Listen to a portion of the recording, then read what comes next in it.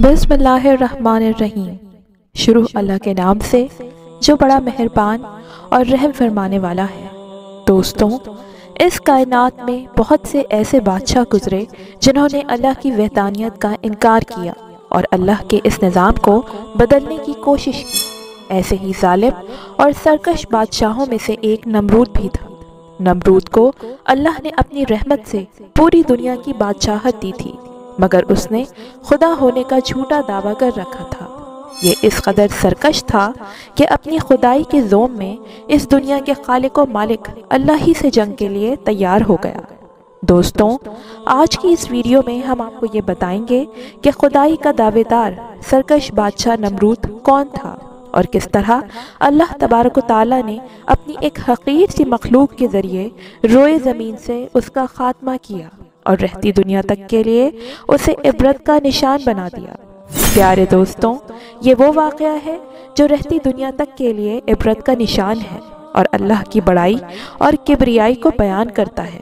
अगर आप भी अपने ईमान को ताज़ा करना चाहते हैं तो इस वीडियो को आखिर तक ज़रूर देखिएगा। दोस्तों, नमरूद बहुत ही सरकश, इंतहाई अहमक और जालिम बादशाह था। सबसे पहले उसने ताज शाही अपने सर पर रखा। इससे पहले किसी बादशाह ने ताज नहीं पहना था। दुनिया में 4 अजीम बादशाह गुजरे हैं जिन्होंने अपने अपने दौरे हुकूमत में आधी से ज़्यादा दुनिया फतह की। इनमें 2 मोमिन बादशाह थे, हज़रत ज़ुल्क़रनैन और हज़रत सुलेमान अलैहिस्सलाम, जबकि 2 मुशरिको काफिर थे, बख्त नसर और नमरूद। नमरूद बिन कनान बड़ा जाबिर बादशाह था।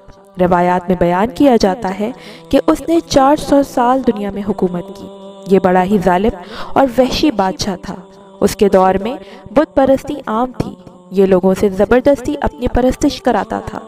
उस वक्त तमाम दुनिया पर नमरूद की बादशाहत थी और उसका दारुल हुकूमत भी बाबुल ही था।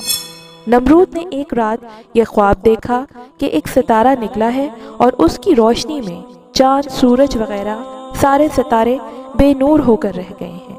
काहनों और नजूमियों ने इस ख्वाब की ये ताबीर दी कि एक फर्जंद ऐसा होगा जो तेरी बादशाही के ज़वाल का बाइस होगा। ये सुनकर नमरूद बेहद परेशान हो गया और उसने ये हुक्म दिया कि मेरे शहर में जो बच्चा पैदा हो वो कत्ल कर दिया जाए। इसी दौरान हज़रत इब्राहीम अलैहिस्सलाम पैदा हो गए और बादशाह के खौफ से उनकी वालदा ने शहर से दूर पहाड़ के एक गार में उनको छुपा दिया। बाज़ मुफस्सिरीन का क़ौल है कि 7 बरस की उम्र तक, और बाज़ों ने तहरीर फरमाया कि 17 बरस तक आप इसी गार में परवरिश पाते रहे। उस वक्त जब हर तरफ कुफ्र व शिर्क फैला हुआ था, हज़रत इब्राहीम अलैहिस्सलाम ने कलमा हक़ बुलंद फरमाया, दीन हक़ की तबलीग शुरू फरमाई और लोगों को अल्लाह वहदहु ला शरीक की इबादत की तरफ बुलाया। इसी सिलसिले में एक बार हज़रत इब्राहीम अलैहिस्सलाम और नमरूद के दरमियान तौहीद के मौजू पर मनाजरा हुआ। अल्लाह पाक ने उस मनाजरे को कुरान पाक में यूँ फरमाया है कि ए हबीब, क्या तुमने उसको ना देखा था जिसने इब्राहीम अलैहिस्सलाम से उसके रब के बारे में इस बिना पर झगड़ा किया कि अल्लाह ने उसे बादशाही दी है। जब इब्राहीम अलैहिस्सलाम ने फरमाया, मेरा रब वो है जो ज़िंदगी देता है और मौत देता है, उसने कहा, मैं भी ज़िंदगी देता हूँ और मौत देता हूँ। इब्राहीम अलैहिस्सलाम ने फरमाया, तो अल्लाह सूरज को मशरक़ से लाता है, बस तू उसे मगरिब से ले आ। तो उस काफिर के होश उड़ गए और अल्लाह ज़ालिमों को हिदायत नहीं देता। इस ईमान अफरोज़ मनाज़रे की तफसील यूँ है कि एक बार कहत साली हो गई, बारिशें रुक गईं, अनाज ख़त्म होने लगा, लोग मुश्किलात का शिकार हुए। ऐसे मुश्किल वक्त में नमरूद ने यह सियासत खेली कि गल्ले और अनाज के तमाम ज़ख़ीरे अपने कब्ज़े में कर लिए। अब जो कोई गल्ला लेने आता, नमरूद उससे पूछता, तेरा रब कौन है? वो कह देता कि मेरा रब तू है। नमरूद उसे गल्ला दे देता।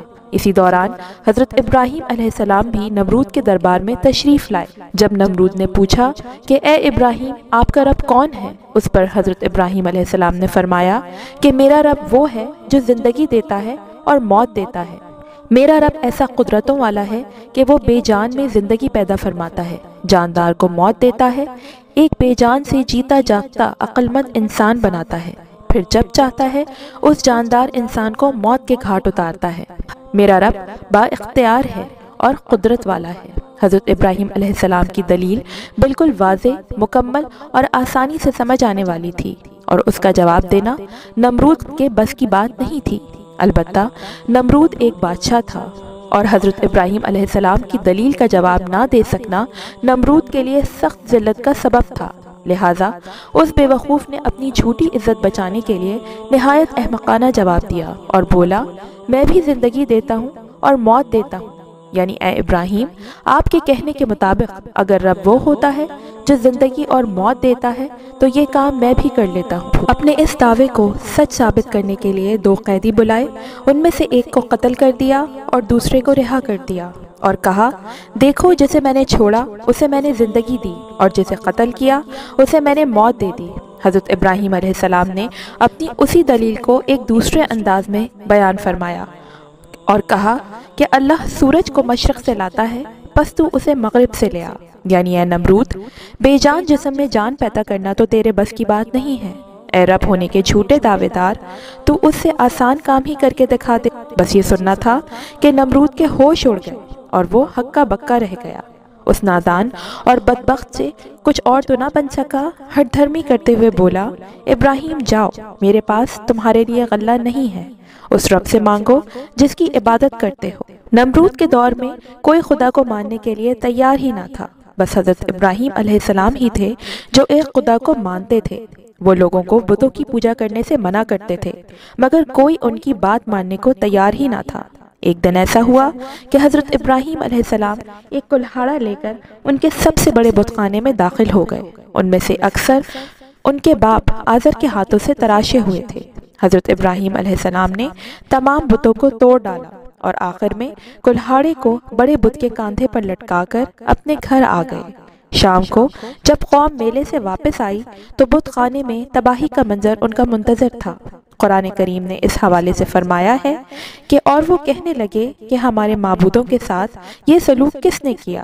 بے شک وہ تو ظالموں میں سے ہے۔ جب ابراہیم علیہ السلام آئے تو انہوں نے کہا کہ کیا ہمارے معبودوں کے ساتھ یہ کام تم نے کیا ہے؟ ابراہیم علیہ السلام نے کہا، یہ کام اس بڑے بت نے کیا ہوگا، اگر یہ بولتے ہیں تو ان سے پوچھ لو۔ وہ سر نیچا کر کے بولے، تم جانتے ہو کہ یہ بول نہیں سکتے۔